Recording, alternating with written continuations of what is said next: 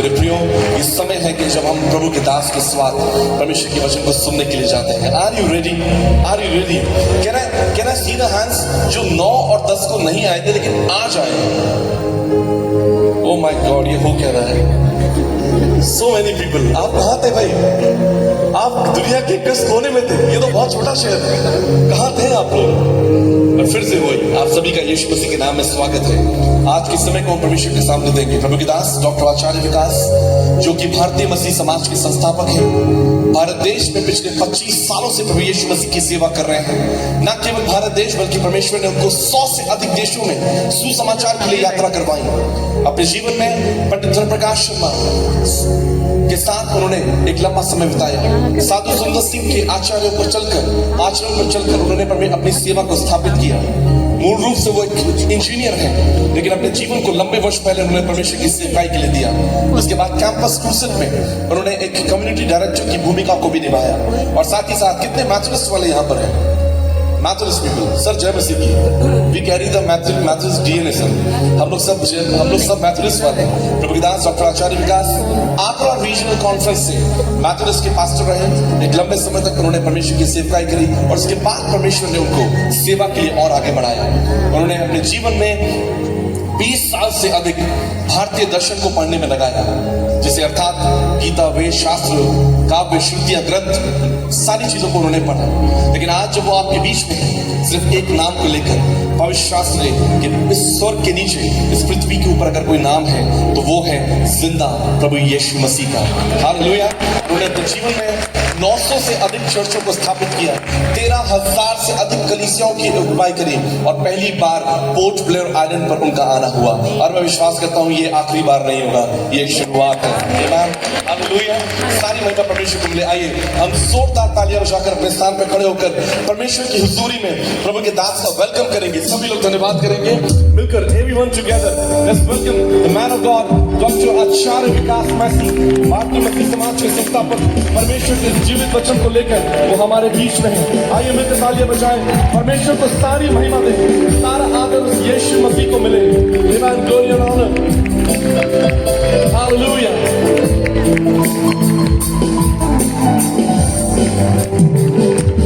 Glory and honour to you Lord. आप YouTube पर उनके सारे संदेशों को सुन सकते हैं। 3 दिन के दौरान जो मीटिंग्स में वीडियो रिकॉर्ड हुआ है, ये भी आपको 3 दिन के बाद उनके YouTube चैनल पर मिलेगा।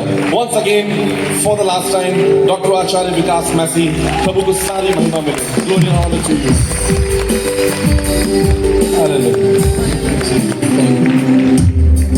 आइए थोड़ा समय अपने हृदय को शांत रखें। परमेश्वर की पवित्र उपस्थिति उसके लोगों के बीच में। उसने कहा जहां कहीं मेरे नाम से 2 या 3 इकट्ठे होंगे, पवित्र आत्मा उनके बीच में होगा। हालेलुया। अपनी आंखों को बंद करें, अपने सर को परमेश्वर की हुजूरी में उसकी उपस्थिति में झुकाएं। Close your eyes, just give thanks to God. उस परमेश्वर का धन्यवाद करें। उसने कहा है कि मैं अपने भक्तों के बीच में होऊंगा। जो कोई मुझसे प्रार्थना करेगा, मैं उसकी प्रार्थना को सुनूंगा। जो कोई उसके नाम को पुकारेगा, बाइबल कहती है जब 3 जन ने पुकारा तो यहोवा ने सुन लिया। यदि आप आज दीन बन जाए, अपने आप को नम्र कर ले, वो आपकी प्रार्थना को सुनेगा। वो अपने तंबू में है, वो अपने मंदिर में है, ताकि वो आपसे बातें करे। Thank you Lord.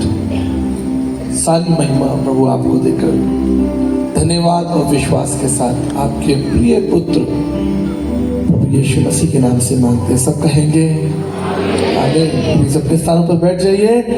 परमेश्वर का धन्यवाद करते हैं एक सुंदर सभा के लिए। इससे पहले कि मैं आगे बढ़ूं, मैं एक सवाल पूछना चाहता हूं। क्या आप सब लोग मेरी हिंदी से सहमत है या फिर आपको एक ट्रांसलेशन की जरूरत है?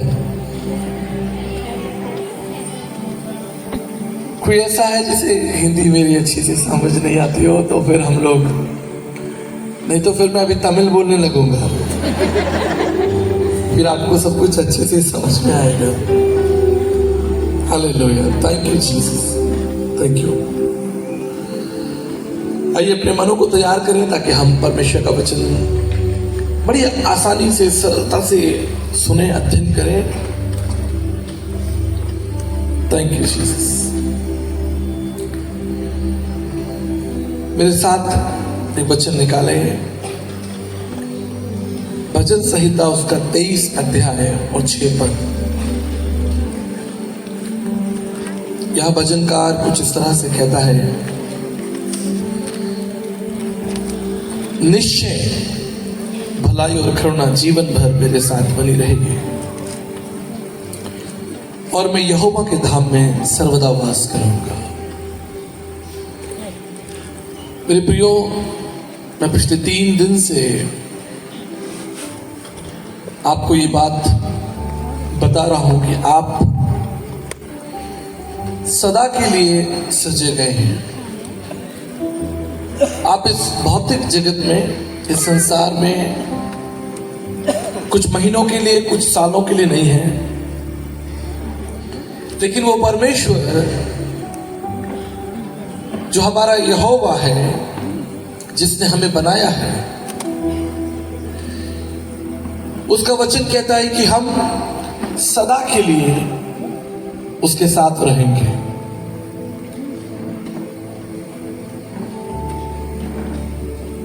इसलिए परमेश्वर का वचन कहता है कि मैं अपनी करुणा, अपना अनुग्रह सब मनुष्यों पर उंडेलूंगा और अपनी वाचा, अपनी प्रतिज्ञा सब धर्मियों के साथ स्थापित करूंगा।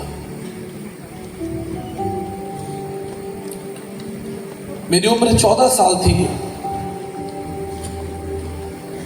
तब मेरे मन में एक जिज्ञासा थी कि मैं उस परमेश्वर को जानूं जो इस भौतिक जगत का स्वामी है, जिसने सब कुछ बनाया है। ये फूलों के अंदर खुशबू कहां से आई? मनुष्य जो इस जगत में है, उसका अस्तित्व क्या है? पृथ्वी की उत्पत्ति का कारण क्या है? और अंततः ये मनुष्य इस संसार से कहां विदा हो जाएगा? हजारों सवाल तूफान के समान मेरे हृदय में थे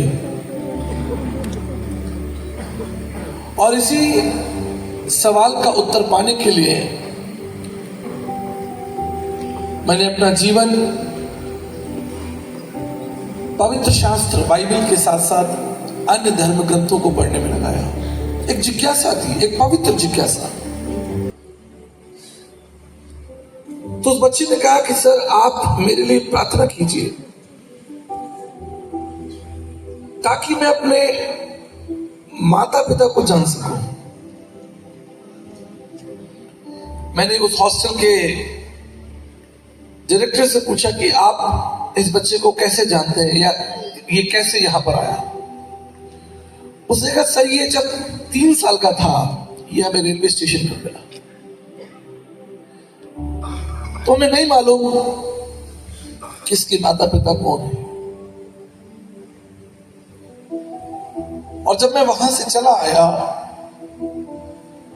वो सवाल, वो विचार मेरे हृदय में घूमता रहा कि मेरे माता पिता कौन है। क्या ये जिज्ञासा आज आपके अंदर है कि मैं कौन हूं, मेरा अस्तित्व क्या है?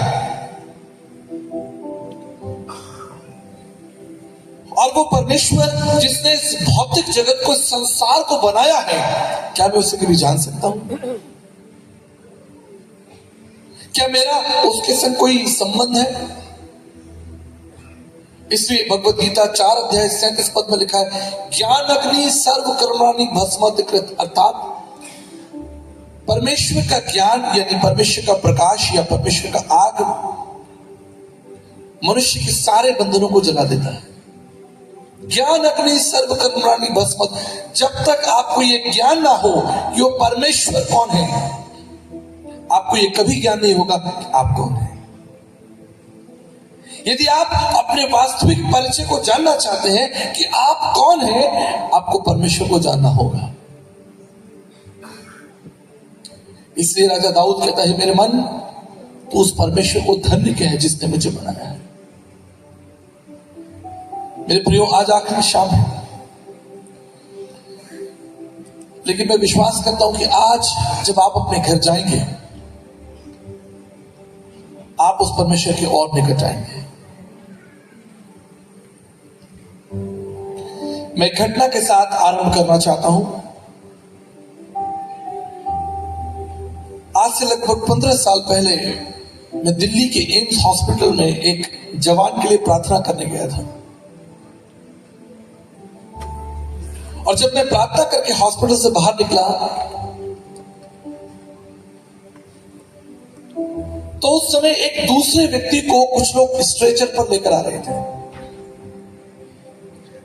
शायद उस व्यक्ति का एक्सीडेंट हुआ था। उसकी उम्र लगभग 30-32 साल होगी। उसके सर से रक्त बह रहा था, खून बह रहा था। उसके हाथ पैर टूटे हुए थे। उसके सारे रिश्तेदार, उसके माता पिता दौड़ते हुए उसे हॉस्पिटल में लेकर आए। चारों ओर रो रहे हैं, बिलखना, चीखना चिल्लाना था। और उन्होंने उस बच्चे को, जिसे वो स्ट्रेचर पर लेके आ रहे थे, डॉक्टरों के सामने रख दिया और रोने लगे। और डॉक्टर से कहा, डॉक्टर साहब, ये मेरा बेटा है और आप इसे बचा लीजिए। हमारे राजस्थान में और पंजाब में पगड़ी का बहुत महत्व है। और ये कहते हुए उस पिता ने अपनी पगड़ी उतारकर डॉक्टर्स के पैरों में रख दी और डॉक्टर से कहा कि डॉक्टर साहब, मेरे बेटे को बचा लीजिए। यदि ये मर गया तो मैं भी मर जाऊंगा। डॉक्टर्स ने उस पगड़ी को उठाया और उस पिता के सर पर वापस रखा और कहा कि हम पूरी कोशिश करेंगे। मैं उस दृश्य को आज तक नहीं भूल सकता कि एक पिता ने अपनी पगड़ी उतार कर जमीन पर डॉक्टर्स के पैरों पर रख दी। ये अद्भुत था। इसे केवल आप आत्मिक मन से ही समझ सकते हैं। एक आत्मिक व्यक्ति ही इस घटना को समझ सकता है कि वो घटना का महत्व कितना था कि एक पिता अपनी पगड़ी उतार कर जमीन पर रख दे और डॉक्टर से कहे कि मेरे बच्चे की रक्षा कीजिए। मेरे प्रियो, मृत्यु कड़वी है, मृत्यु भयानक है। हम कभी भी अपने प्रिय लोगों को खोना नहीं चाहते और ना ही हम मरना चाहते। लेकिन अगर आप परमेश्वर का वचन, पवित्र शास्त्र, बाइबल पढ़ेंगे तो यह लिखा है कि परमेश्वर ने अपने प्रेम की भलाई हम पर इस रीति से प्रकट की कि जब हम पापी थे तो मसीह यीशु हमारे लिए मरा। Book of Romans chapter 5 verse 8। इस वचन पर ध्यान दीजिए। While we were yet sinners, जब हम पापी थे तो यीशु मसीह ने हमारे लिए मृत्यु को चख लिया। मैं आपसे एक सवाल पूछता हूं, क्यों प्रभु आपसे इतना प्रेम करते हैं कि उसने आपके लिए मृत्यु को चखना भी स्वीकार कर लिया? कोई आपके लिए नहीं मरेगा, कोई आपके लिए अपना प्राण नहीं देगा, क्योंकि प्राण बहुत कीमती है। Life is precious. But the Bible says, while we were yet sinners, Jesus tasted death for us. इस जगत की रक्षा के लिए, इस संसार के मनुष्यों को बचाने के लिए किसी ने मृत्यु को भी चख लिया। मैं आपको एक बात बताना चाहता हूं। जिस यीशु मसीह के आप गीत गा रहे हैं, जिसका धन्यवाद कर रहे हैं, जिसकी वंदना कर रहे हैं, जिसकी गवाहियां दे रहे हैं, वो कोई संत नहीं है, कोई गुरु नहीं है, कोई पैगंबर नहीं है। He is not a social reformer. He is not a soldier standing at the border. वो कोई धार्मिक अगुवा नहीं है। Why he will taste death for you? वो आपके लिए मृत्यु को क्यों चखेगा? कभी सोचा आपने? मसीह विश्वास का इतिहास, मसीह विश्वास की जड़ें इस बात पर निर्भर करती हैं कि आज से 2000 साल पहले परमेश्वर के पुत्र प्रभु यीशु मसीह ने हमारे लिए मृत्यु को चख लिया। क्यों? आज इस पर चर्चा हो। उस पिता ने अपनी पगड़ी को उतारा और डॉक्टर्स के पैरों में रख दिया। मैं आपको बताना चाहता हूं, जब परमेश्वर ने संसार को बनाया, when God created this whole world, it cost nothing. उसका कोई दान खर्च नहीं हुआ। उसने कहा और ये जगत अस्तित्व में आ गया, जीव जंतु पेड़ पौधे अस्तित्व में आ गए, ये भौतिक जगत पूरा विश्व ब्रह्मांड अस्तित्व में आ गया। उसके कह देने से इट कॉस्ट नथिंग, कोई दाम खर्च नहीं हुआ, कोई रुपया नहीं लगा, कोई शक्ति नहीं लगी। लेकिन जब इस जगत को बचाने की बात आई, उसने अपना सब कुछ खो दिया। उसने अपनी महिमा, अपनी प्रधानता, सुख, अपना ऑनर, सब कुछ रख दिया। In order to save this world, he lost everything. To create this world, it cost nothing, but to save you, he lost everything. ये एक रहस्य है, और केवल जिज्ञासु व्यक्ति, जिसके अंदर चीजों को देखकर, किसी विषय को सुनकर उसके लिए एक जिज्ञासा पैदा हो, केवल वही व्यक्ति इसके अर्थ तक पहुंच सकता है। I'll read one verse for you.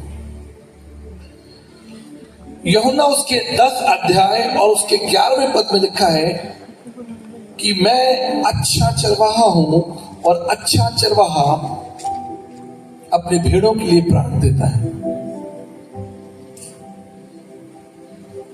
मैं आपको एक घटना बताता हूं। एक बार मेरे एक मित्र का फोन आया और उन्होंने कहा कि आचार्य जी, मेरी बेटी जो है वो आईसीयू में है, उसे डेंगू हो गया और आप उसके लिए प्रार्थना कीजिए। मैंने उसके लिए प्रार्थना की और उसके बाद उन्होंने धीमी डरती हुई आवाज में मुझसे कहा, सर एक और बात है। मैंने कहा बोलिए। कि मेरी बेटी को ब्लड भी चाहिए, खून चाहिए, उसका बी पॉजिटिव रक्त है, कोई ब्लड डोनर हो तो आप मुझे बताइए। बड़ी धीमी और डरी आवाज में, मैं उनका इशारा समझ सकता था। मैंने कहा आप चिंता मत कीजिए, मैं भी आता हूं। मैं अच्छे से तैयार होकर ब्लड डोनेशन के लिए निकल पड़ा। उससे पहले मैंने अपनी जिंदगी में कभी ब्लड ही नहीं दिया था। उस दिन ऐसा लग रहा था कि बस मानो मैं बॉर्डर पर खड़ा हूं और देश की रक्षा कर रहा हूं। इतनी अंदर खुशी। हॉस्पिटल पहुंच गया, नर्स ने मेरा डॉक्टर ने खून देखा, हाँ बोलो आपका खून देने लायक है, लेट जाइए। और मैं झटपट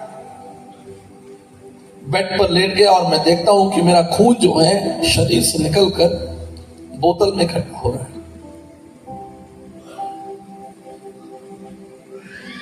थोड़ी देर तो बड़ी खुशी रही, बड़ा आनंद था। फिर जब मैंने खून को बोतल में उसमें भरते हुए देखा, तब मेरे मन में एक प्रश्न उठा, इन्होंने ज्यादा निकाल लिया।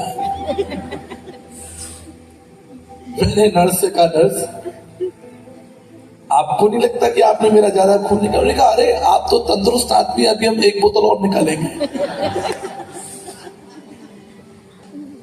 मैंने कहा भाई यहां से भाग लो, और मैं झटपट वहां से भाग लिया। कितना रक्त आप किसी के लिए दे सकते हैं? थोड़ा सा। जो लोग मेडिकल स्टूडेंट है या जो लोग मेडिकल में काम करते हैं वो जानते हैं 1 यूनिट 2 यूनिट ऐसे ही चल रहा है। बट मानव इतिहास में एक व्यक्ति था जिसका नाम प्रभु यीशु था। उसने अपना सारा रक्त सब मानव जाति, सारा रक्त, कोई गिनती नहीं साहब, 1 यूनिट 2 यूनिट, उसने अपना सारा रक्त दे दिया। आप जानते क्यों? क्योंकि वो संत नहीं है, कोई महात्मा नहीं है, वो आपका पिता है जो अपना सब कुछ दांव पर लगाकर आपको जिंदा रखना चाहता है। इसी वचन कहता है आदि में वचन था, वचन परमेश्वर के साथ था और वचन देहधारी हुआ। शब्दों ब्रह्म, शब्दाक्षर ब्रह्म ब्रह्मा, शब्दों शब्दाक्षर ब्रह्म ब्रह्मा। वो परमेश्वर, अदृश्य परमेश्वर, अगोचर परमेश्वर इस संसार में मनुष्य बनकर रहा। यही सुसमाचार है। इस जगत को, इस जीवन को बचाने के लिए, आपको बचाने के लिए उसने अपना सब कुछ न्यौछावर कर दिया। इसलिए भजनकार कहता है, भजन संहिता 100 अध्याय 100 वर्ष 3, निश्चय जानो कि यहोवा ही परमेश्वर है, उसी ने हमको बनाया है और हम उसी के हैं, हम उसकी प्रजा और उसकी चराई की भीड़ है। दाऊद परमेश्वर को जानता है, कहता उसी ने हमको बनाया है। आज कितना बड़ा सौभाग्य हमारे लिए कि हम उस परमेश्वर को जानते हैं जिसने हमें बनाया है। हमारे भारतीय पृष्ठभूमि पर भारतीय संतों ने कहा, जाकी रही भावना जैसी, तितवा ने देखी सूरत जैसी। किसी ने पेड़ से ईश्वर की कल्पना की, किसी ने पहाड़ से ईश्वर की कल्पना की। संत तुलसीदास जी ने कहा, जाकी रही भावना जैसी, तितवा ने देखी सूरत जैसी। मनुष्य की समझ में जो आया उसने ईश्वर का स्वरूप बना दिया। लेकिन हम धन्यवाद करते हैं कि हम स्वर्ग और पृथ्वी के बनाने वाले परमेश्वर को जानते हैं। हम उस परमेश्वर की आराधना करते हैं जिसने हमें बनाया है। हम उस परमेश्वर की आराधना नहीं करते जिसे हमने बनाया है। इसलिए आज जब मैं आपके सामने खड़ा हूं, अभी तो बैठा हूं, बड़े आनंद, बड़ी दृढ़ता के साथ, बड़े विश्वास के साथ कह सकता हूं कि आसमान और जमीन के नीचे यदि परमेश्वर इस संसार में कभी मनुष्य बना, वो एक बार प्रभु यीशु मसीह के रूप में आया। वो गलियों गलियों चला। राजनीतिक परिस्थितियां कठिन थी, सामाजिक परिस्थितियां कठिन थी, उसके लोग विरोधी थे। आप क्या सोचते कि हजारों लोग जो प्रभु यीशु मसीह के पीछे चलते थे, क्या वो उसके प्रशंसक थे? उसके प्रशंसक नहीं थे। उसके प्रशंसकों की संख्या बहुत कम थी, उसके विरोधों की संख्या अधिक थी। लेकिन वो चलता रहा, बोलता रहा। आप जानते हैं एक बाइबल आती है जिसे हम कहते हैं रेड फॉन्ट एडिशन बाइबल, जहां पर प्रभु यीशु मसीह ने जो कुछ बोला है वो लाल रंग से लिखा है। यदि आप उस लाल रंग से लिखे हुए विचार को, शब्दों को, वचन को अगर आप पढ़ेंगे, आप केवल 40 मिनट में उसे खत्म कर सकते हैं। Only 40 minutes. लेकिन जितना भी उसने कहा, उसने पूरी दुनिया को बदल कर रख दिया। जहां कहीं उसका वचन गया, लोगों ने अपने घुटने टेके। जापान हो, इंडोनेशिया हो, बर्मा हो, टर्की हो, स्पेन हो, Canada, New Zealand, Arabian countries, Hindustan. प्रभु यीशु कभी भारत नहीं आए। He never visited physically. लेकिन आज हिंदुस्तान का कोई ऐसा गांव, कोई ऐसा शहर नहीं है जहां उसके आदर में सर नहीं झुक जाते। कोई ऐसा गांव नहीं है, पूरे विश्व में कोई ऐसा देश नहीं है, कोई ऐसा शहर नहीं है जहां उसे प्यार करने वाले लोग ना मिले। आप जानते हैं कारण सिर्फ एक ही था कि उसने ज्ञान नहीं बांटा, उसने अपनी जान दे दी। Not only preached, but he tasted death. वचन में लिखा है कि मैं अच्छा चरवाहा हूं और अच्छा चरवाहा अपना प्राण देने के लिए तैयार है। और उसने कहा नहीं, केवल हमारे भारतीय दर्शन के अंदर एक विचार है जिसे हम कहते हैं कर्म योग, यानी कर्म योगी। ये बड़ा सुंदर विचार है। कर्म योगी वो व्यक्ति होता है जो व्यक्ति सोचता है, बोलता है और करता है, उसमें समानता होनी चाहिए। यदि मैं आपको सिखाऊं कि आप प्रेम करें और मैं स्वयं प्रेम ना रखूं तो मैं कर्मयोगी नहीं हूं। यदि मैं आपको सिखाऊं कि आप दूसरों को क्षमा करें और मैं क्षमा ना करूं तो मैं कर्मयोगी नहीं हूं। इससे भारतीय दर्शन कहता है कर्मयोगी परमेश्वर, वो कर्म को करने वाला सदाचार परमेश्वर, जिसने जो कुछ कुछ सिखाया उसने उसे अंत तक फॉलो किया। जब वो क्रूस पर था उसने कहा, हे पिता इन्हें क्षमा कर। तब नहीं जब वो ठीक था, स्वस्थ था, लेकिन जब वो क्रूस पर है, he is dying, he is suffering, और वो कह रहे हैं हे पिता इन्हें क्षमा कर दे क्योंकि ये नहीं जानते ये क्या कर रहे हैं। इसलिए मैं प्रभु यीशु मसीह का सेवक बना, इसलिए मैंने प्रभु यीशु मसीह को चुना। विकल्प बहुत थे, पूरी दुनिया, न केवल भारत लेकिन पूरी दुनिया के संत महात्माओं का अध्ययन किया, चाइनीज फिलॉसफी को पढ़ा है, अफ्रीकन दार्शनिकों को पढ़ा, जिसको वेस्टर्न फिलॉसफी कहते हैं। क्या किसी के पास कोई ऐसा विचार है, कोई ऐसी शक्ति है? लेकिन आज जब मैं आपके सामने इस स्थान पर हूं, मैं आपको बताना चाहता हूं बड़े विश्वास और बड़े दावे के साथ, आप पूरी दुनिया घूम कर देख लीजिए, आपको प्रभु यीशु में से सरल, पवित्र और महान कहीं नहीं मिलेगा।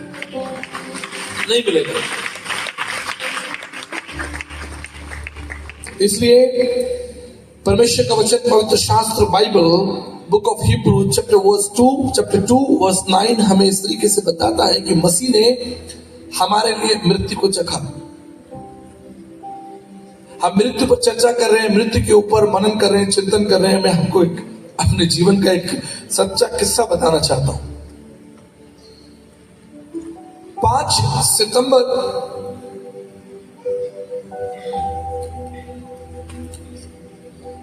2011 मैं दिल्ली से सिंगापुर की यात्रा कर रहा था। रात लगभग 11:30 बजे मेरी फ्लाइट थी। मुझे सिंगापुर में एक बड़ी सभा लेनी थी और मैं उस जहाज में बैठ गया। खा पी कर हम लोग सो गए। रात लगभग 12-1 बजे जहाज लगभग 950 किलोमीटर प्रति घंटे की रफ्तार से सिंगापुर की तरफ बढ़ रहा था। तभी मिडनाइट जहाज के अंदर एक भयानक टर्बुलेंस हुआ। लाइट्स जल गई, पायलट की आवाज आने लगी कि आप सब लोग बैठे रहे, हम एक टर्बुलेंस से निकल रहे हैं। धीरे धीरे ये टर्बुलेंस बढ़ने लगा और 5 से 7 मिनट बाद ये टर्बुलेंस एक भयानक हो गया। इतना भयानक हो गया कि पूरा जहाज सूखे पत्ते की तरह कांप रहा था। सामान इधर से उधर गिर रहा, लोग चीख रहे, चिल्ला रहे। पायलट बोल रहा, आप बिल्कुल चिंता मत कीजिए, आप बैठे रहें। लेकिन जब मृत्यु का भय सामने आता है तो फिर इंसान चिल्लाता ही है, चीखता ही है। लोग अपने अपने देवताओं को, अपने अपने परमेश्वर को याद करने लगे। चाहे कितने बुरे काम किए हों, अब सबको परमेश्वर याद आ रहा है, ईश्वर याद आ रहा है। पायलट लगातार संघर्ष करता रहा, लेकिन उसकी आवाज में एक विश्वास था।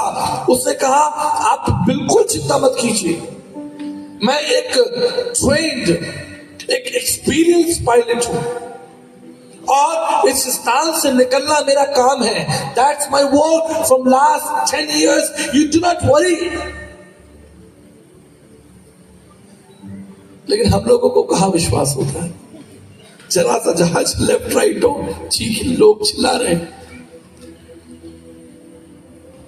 पायलट ने कहा आप मुझ पर विश्वास कीजिए. वह जहाज सिंगापुर की धरती पर उतर गया. मेरे मन में एक बड़ी जिज्ञासा हुई कि मैं पायलट से हाथ मिलाऊं, और मैं पायलट के पास में गया और मैंने पायलट से हाथ मिलाया. मैंने कहा भाई बहुत बहुत शुक्रिया, आज आपकी वजह से हम लोग बच गए. आप जानते हो उसने क्या कहा? उसने कहा it's not me sir, it's God who saved us. ये हमारी और आपकी बुद्धि और समझ से नहीं होता. जब तक नगर की रक्षा परमेश्वर ना करे तब तक ये रक्षा संभव नहीं है. मेरे प्रियो, आज की शाम में आपको बताना चाहता हूं, वो परमेश्वर आपसे इतना प्रेम करता है कि उसने स्वर्ग की महिमा को छोड़ा, इस संसार में मनुष्य बनकर 33.5 साल तक रहा. हमारे बीच में रहकर उसने दुख और अपमान उठाया. ये आसान नहीं था. आप बताइए मुझे, इस संसार में रहना आसान है? चारों तरफ बेईमानी, झगड़ा, मारपीट, गाली गलौज, झगड़ा चल रहा है. राजनीतिक परिस्थितियां कठिन है, सामाजिक परिस्थितियां. अभी तो हम सब लोग यहाँ बड़ा धार्मिक होके बैठे हैं. जरा बाहर निकले फिर देखे कैसे लड़ते हैं, कैसे दोष लगाते हैं, कैसे किसी की टांग खींचते हैं. अभी सब लोग तैयार होकर कन्वेंशन अटेंड कर रहे हैं. तो बाहर निकल कर देखिए, फिर पता चलेगा आपको. प्रभु यीशु मसीह के लिए भी आसान नहीं था. आइज़ाया चैप्टर 6 में लिखा है कि सेनाओं का यहोवा पवित्र पवित्र, उसके सामने हजारों सराफीम स्वर्गदूत धन्यवाद करते हैं, उसकी महिमा करते हैं. आप समझ रहे हैं? हजारों लाखों स्वर्गदूत उसकी जय जयकार कर रहे हैं, उसकी महिमा कर रहे हैं, उसकी प्रशंसा कर रहे हैं. और दूसरी तरफ वो इस पृथ्वी पर मेरे और आपके लिए दुख उठा रहा है. एक बार नवजोत सिंह सिद्धू, कितने लोग जानते हैं नवजोत सिंह सिद्धू को, जो कि पूर्व क्रिकेटर और सांसद भी हैं कांग्रेस से. अभी कुछ दिनों पहले मुझे बॉम्बे एयरपोर्ट पर मिले भी थे, तो मैंने उनको बात याद दिलाई. एक बार नवजोत सिंह सिद्धू के मन में जिज्ञासा हुई कि वो कलकत्ता गए थे घूमने के लिए, कि वो मदर टेरेसा से मिलेंगे. तो मदर टेरेसा से मिलने के लिए वो उनके आश्रम पहुंच गए. जब वो आश्रम में पहुंचे तो वहां आश्रम में बहुत बदबू आ रही थी, वेरी स्टिंकी, बहुत तेज. तो उन्होंने अपने मित्रों से पूछा, सहयोगियों से पूछा कि इतनी बदबू क्यों आ रही है? तो लोगों ने याद दिलाया कि सर ये कोड़ियों का आश्रम है, यहाँ 500 से ज्यादा कोड़ी इंसान मनुष्य सड़ रहे हैं, और ये दुर्गंध, ये जो बदबू है, ये उनके शरीर की है. उन्होंने अपना रुमाल निकाला और अपना मुंह बंद कर लिया, नाक बंद कर लिया. बोले भैया यहां तो 2 मिनट रहना मुश्किल है, लेकिन क्या करें, मदर टेरेसा को मिलना है, उन्हें देखना है. तो थोड़ी देर में मदर टेरेसा चलती हुई, पतली दुबली सी स्त्री, एक सिंपल साधारण साड़ी पहने हुए चलती हुई आई. तो नवजोत सिंह सिद्धू मदर टेरेसा के पैरों में गिर पड़े. बोले माता जी, आप इस स्थान पर रहकर अपनी सेवाएं दे रही हैं, इस स्थान पर रहना 5 मिनट भी मुश्किल है. 5 मिनट भी इतनी बदबू आ रही है, लेकिन आप इस स्थान पर रहकर अपनी सेवाएं दे रहे हैं. मदर टेरेसा ने कहा कि बेटे, जब प्रभु यीशु मसीह संसार में थे और वो हमारे अधर्म, हमारे पापों के लिए घायल किए गए, तो मेरे पास वो सुअवसर नहीं था, मेरे पास वो अपॉर्चुनिटी नहीं थी कि मैं उनकी सेवा करूं, उनके दुख में सहभागी हूं. लेकिन उसी प्रभु यीशु मसीह ने कहा है, जो कमजोर और घायलों के साथ सेवा करता है वो मेरी सेवा करता है. इसलिए मैंने इस सेवा को चुना है, इस भाग को चुना है कि मैं कमजोर लोगों की सेवा करूं। मेरे प्रियो, मैं आपको बताना चाहता हूं, नवजोत सिंह सिद्धू के लिए उस स्थान पर 5 मिनट खड़ा रहना मुश्किल था, क्योंकि वो स्थान बदबू से भरा हुआ था। आप कल्पना कीजिए, वो परमेश्वर जिसका सिंहासन स्वर्ग में है, जिसकी प्रशंसा और महिमा स्वर्गदूत करते हैं, उसके लिए इस संसार में चलना कितना मुश्किल था। सारे झूठ बोलने वाले लोग, बेईमान। वो पवित्र वचन में लिखा है कि कोई भी व्यक्ति परमेश्वर का दर्शन नहीं कर सकता, लेकिन उसने अपनी महिमा को इतना शून्य कर दिया कि आप और मैं उसका दर्शन कर रहे हैं, आप और मैं उसको देख रहे हैं। फिलिप्पुस कहता है, नथानिएल फिलिप्पुस कहता है, वो कहता है चलो मैं तुम्हें दिखाता हूं जिसके बारे में वचन के अंदर लिखा है वो हमें मिल गया है। नथानिएल कहता है क्या कोई नासरत में से भी अच्छी चीज कर सकती है? लेकिन जब उसने यीशु मसीह को देखा, उस पर विश्वास किया। मेरे प्रियो, मैं आपको सरल और बिल्कुल सरल शब्दों में समझाना चाहता हूं, ये प्रभु यीशु मसीह कौन है? अदृश्य परमेश्वर का प्रतिरूप और सारी सृष्टि में पहलौठा। ये वो परमेश्वर है जिसने आकाश और पृथ्वी को उत्पत्ति की है, जिसने तारे, नक्षत्र, ग्रहों को बनाया है, और वो मेरे और आपके लिए इस संसार में 33.5 साल तक रहा, ताकि हम उसके पराक्रम, उसकी महिमा को देख सके, और मनुष्य की वो जिज्ञासा कि परमेश्वर कौन है, यही मेरी जिज्ञासा थी। वो परमेश्वर कौन है? वो परमेश्वर कैसा दिखता है? इसलिए स्वामी विवेकानंद जी ने कहा, स्वामी विवेकानंद साहित्य सर्वस्वम वॉल्यूम 4, वॉल्यूम 7, वॉल्यूम 9, प्रथम पेज, वह लिखा है कि परमेश्वर जो अज्ञात और अगोचर है, जो आंखों से नहीं दिखता, अदृष्टा है, जिसकी कल्पना मनुष्य नहीं कर सकता, यदि तुम उस परमेश्वर को जानना चाहते हो तो प्रभु यीशु मसीह का दर्शन कर लो, तुम परमेश्वर को जान जाओगे। क्यों कहा? Doctor Sarvepalli Radhakrishnan ji the artistic view of his life नामक पुस्तक में लिखते हैं कि ज्ञान तो तुम्हें शास्त्रों में मिल जाएगा, ज्ञान तुम्हें शास्त्रों में मिल जाएगा, लेकिन उसका निचोड़, उसकी सामर्थ प्रभु यीशु मसीह के जीवन में मिलेगी। यह आसान नहीं था इस संसार में मनुष्यों के बीच रहना। और केवल इतना ही नहीं, वचन में लिखा है कि उसने हमारे अधर्म, उसने केवल शिक्षा नहीं दी, उसने केवल बातें नहीं की, लेकिन उसने क्रूस पर भयानक मृत्यु को हमारे और आपके लिए चढ़ा, अपना सारा रक्त बहा दिया। क्यों? ताकि आप नरक की आग से बच जाएं। हम भारतीय दर्शन के कुछ महत्वपूर्ण पदों को देखेंगे। वैष्णव ब्राह्मण प्रार्थना मंत्र। प्रभु यीशु मसीह संसार में क्यों आए? यदि आप मत्ती की इंजील उसका 5 अध्याय उसके 17 पद को पढ़ेंगे, मैं इसलिए आया हूं कि मैं भविष्यवाणियों को पूरा कर सकूं। I have not come to abolish the law and prophecies. मैं भविष्यवाणियों को नष्ट करने और लोप करने नहीं आया हूं। मैं प्रार्थनाओं को नष्ट करने नहीं आया, मैं प्रार्थनाओं को और भविष्यवाणियों को पूरा करने के लिए आया हूं।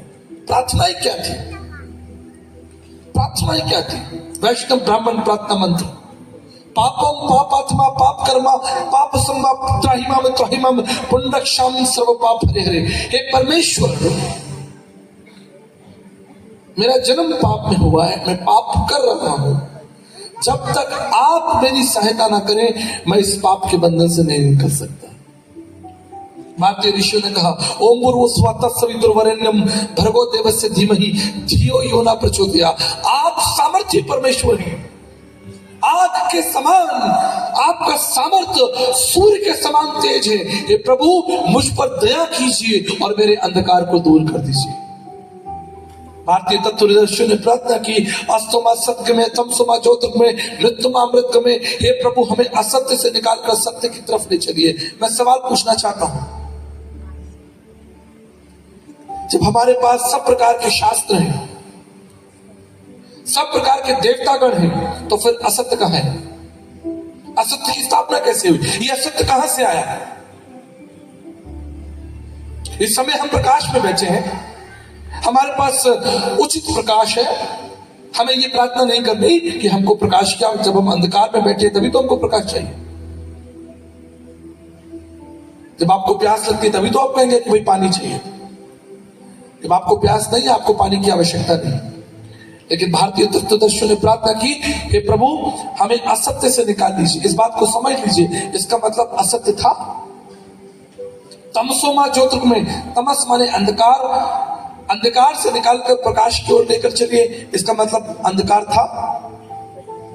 मृत्यु में अमृतगमय, हे प्रभु मृत्यु से निकालकर हमें शाश्वत जीवन की तरफ ले चलिए, इसका मतलब मृत्यु थी। इस संसार में, इस जगत में अंधकार था, इस संसार में, इस जगत में मृत्यु थी। तभी भारतीय तत्वदर्शी प्रार्थना कर रहे हैं, हे प्रभु हमारी सहायता कीजिए। ऋग्वेद उसका 10वां मंडल 133 वाले का है, हे परमेश्वर हमें पाप से स्वतंत्र कीजिए। ऋग्वेद 786 789, पापों के लिए हमें दंड मत दीजिए, हमारे पापों को क्षमा कर दीजिए। ऋग्वेद 585, केवल परमेश्वर हमारे पापों को क्षमा कर सकता है। इस बात को समझ लीजिए, केवल परमेश्वर। इससे संत तुलसीदास जी कहते हैं, जाऊं कहां तज चरण तुम्हारे, काको नाम पतित का पावन कहियति दीन प्यारे। देव धनुष मुनि नाग मनुज सब माया विवश विचारे। हे प्रभु मैं कहां जाऊं? देवता संत सन्यासी गुरु पीर पैगंबर ज्ञानी ऋषि तत्व ऋषि सब पाप के अधीन है। मेरा उद्धार कौन करेगा? मेरा मोक्ष कौन करेगा? क्या एक अंधा दूसरे अंधे को मार्ग दिखा सकता है? आप जिसके ऊपर लाखों रुपए का कर्जा है, आप किसी का कर्जा क्या निपटाएंगे? आप खुद मर रहे हैं, आप किसी को क्या जीवन देंगे? आप खुद बैष्टाक्षियों पर चल रहे हैं, आप किसी के लिए क्या दौड़ेंगे? भारतीय तत्व ऋषि बुद्धिमान थे। उन्होंने प्रार्थना की कि केवल परमेश्वर हमारे अधर्म और हमारे पापों को क्षमा कर सकता है, दूसरा कोई विकल्प नहीं। इसलिए परमेश्वर का वचन पवित्र शास्त्र बाइबल कहती है कि वो इस संसार में प्रार्थनाओं को नष्ट करने के लिए नहीं आया, भविष्यवाणियों को नष्ट करने के लिए नहीं आया। वो संसार में क्यों आया? ताकि परमेश्वर का वचन पूरा हो। और मैं आपके सामने पढ़ देना चाहता हूं बड़े सामर्थ के साथ उसके बारे में जो 10 महत्वपूर्ण भविष्यवाणियां, जो परमेश्वर जब इस जगत में आएगा, जब परमात्मा इस जगत में आएगा, हम उसे कैसे पहचानेंगे? पूर्ण परमेश्वर। उदाहरण के तौर पर, आप में से कितने लोगों ने YouTube पर मेरा प्रोग्राम देखा? ठीक है, जिन्होंने नहीं देखा वो सब्सक्राइब कर ले और देखते रहे, एकदम मुफ्त है। मान लीजिए इस सभा में आने के लिए मेरी घोषणा होती है कि भाई आचार्य विकास जी आ रहे हैं। अब आपने टीवी पर, यूट्यूब पर मुझे देखा और मुझे पहचान लिया, और कल्पना कीजिए कि मैं नहीं आता, मैं अपने किसी असिस्टेंट को भेज देता तो आप पहचान लेते, कहते अरे भाई ये आचार्य विकास जी नहीं है, ये तो नकली आदमी है कोई, ये तो वो नहीं हम जिनको सुनने के लिए आए। मैच कर रहा है ना मेरा फोटो? नहीं कर रहा है मेरा फोटो मैच। सारी भौतिक जगत, संसार जो कुछ दिख रहा है वो उसके अधीन है। सबसे पहली बात, वो परमात्मा है। आत्मा सो परमात्मा। परमेश्वर ने हमारे अंदर आत्मा डाला है, लेकिन वो परमात्मा है, हम परमात्मा नहीं है। कोई मनुष्य परमात्मा नहीं हो सकता। इससे मुझे बड़ा दुख लगता है जब लोग इंसानों के चरणों में झुकते हैं, भागते हैं, उन्हें परमात्मा मान लेते हैं, उनकी जय जयकार हो रही है, मनुष्य को उठाया जा रहा, मनुष्य की प्रशंसा हो रही है। आज इस संसार में परमात्मा को छोड़कर आत्मा की पूजा हो रही है, मनुष्यों की पूजा हो रही है। लेकिन भारतीय दार्शनिकों ने कहा था ब्रह्म विद्या 31 में कि वो परमात्मा है, उपासना आराधना केवल उस परमात्मा की होनी चाहिए। दूसरी महत्वपूर्ण बात, श्रोतिमम, सब बातों का जानने वाला, जो सब बातों को जानता हो, जो भविष्य भूतकाल को जानता हो, जो भविष्य में होने वाली घटनाओं को जानता हो, जो इतिहास में हो चुकी घटनाओं को जानता हो। इसलिए जब नतल प्रभु यीशु मसीह के पास में आया, प्रभु यीशु मसीह ने नतल से कहा मैं तुम्हें जानता हूं, अंजीर के पेड़। वो डर गया, बोला मैं, आप मुझे कैसे जानते हैं? बोले मैं तुम्हें तब से जानता हूं जब तुम अंजीर के पेड़ के तले नीचे थे। मैं तुम्हें तब से जानता हूं जब आदम और हव्वा ने अपनी नग्नता को छुपाने के लिए अंजीर के पत्ते लपेट लिए थे। मैं तब से तुम्हें जानता हूं। प्रभु यीशु मसीह को पता था कि किस मछली के मुंह में सिक्का है। श्रोत्रियम, सब बातों का जानने वाला, कौन मुझे पकड़वाएगा, कल सुबह क्या होगा, उसे मालूम था कि जकई किस पेड़ पर बैठा है। जकई था कि लाजर था? आप ध्यान से सुन रहे हैं ना? ठीक है। मैं कभी कभी लाजर भी बोल देता हूं, लोग मान लेते हैं, विश्वास कर लेते हैं। वो ध्यान से नहीं सुनते, उनको कहते हैं हाँ ठीक है, लाजर पेड़ पर बैठा था, जकई को प्रभु ने जिंदा किया, ठीक है। मैं चेक करता हूं भी आप लोगों को बीच में, देखता हूं मैं पोर्ट ब्लेयर के लोग बाइबल पढ़ते कि नहीं पढ़ते। हाँ, उसे मालूम था कि जकई किस पेड़ पर बैठा, उसे मालूम था किस मछली के मुंह में सिक्का। श्रोत्रियम, तीसरी महत्वपूर्ण बात, ब्रह्मनिष्ठ पूर्ण परमेश्वर। कोई संत महात्मा गुरु पीर पैगंबर नहीं, स्वयं परमेश्वर ब्रह्मनिष्ठम उतर कर आया। उसने कहा मैं और पिता एक है, मैं और पिता पूर्ण परमेश्वर। अगर आप इब्रानियों उसका पहला अध्याय उसके पहले पद को पढ़ेंगे, वहां लिखा है पूर्व युग में परमेश्वर ने हमारे बाप दादाओं से बातें की। In the past he spoke through profits, but in the and he spoke through his son. जो सब वस्तुओं का वारिस है, पूर्ण परमेश्वर ब्रह्मनिष्ठम। अथर्ववेद 11:5-17 में लिखा है ब्रह्मचारी, उसका विवाह नहीं होगा। जब वो परमात्मा पूर्ण परमेश्वर संसार में आएगा, वो विवाह नहीं करेगा, उसके संतान घराने बच्चे नहीं होंगे, तब तुम उसको पहचान लेना कि वो पूर्ण परमेश्वर है। याद रखिएगा मेरी बात।